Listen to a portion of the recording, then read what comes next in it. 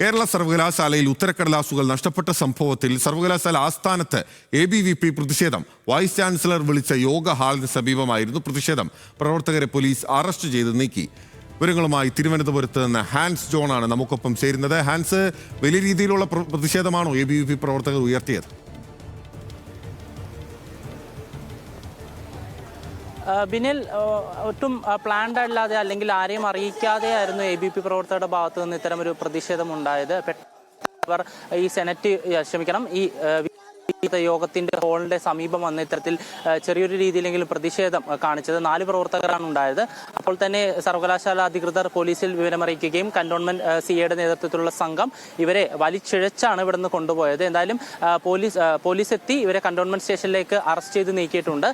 എന്തായാലും ഇതിനുശേഷം ഇപ്പോൾ യോഗം അവസാനിച്ചിട്ടുണ്ട്. സർവകലാശാല VCയുടെ നേതൃത്വത്തിലുള്ള യോഗം അവസാനിച്ചിട്ടുണ്ട്.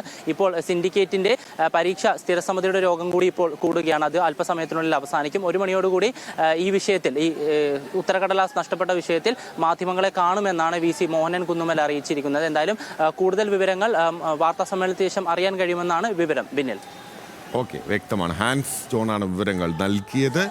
കേരള സർവകലാശാലയുടെ ചോദ്യപേപ്പർ നഷ്ടമായ, ഉത്തരക്കടലാസ് നഷ്ടമായ സംഭവത്തിലാണ് ഇപ്പോൾ ABVP പ്രതിഷേധിച്ചിരിക്കുന്നത്.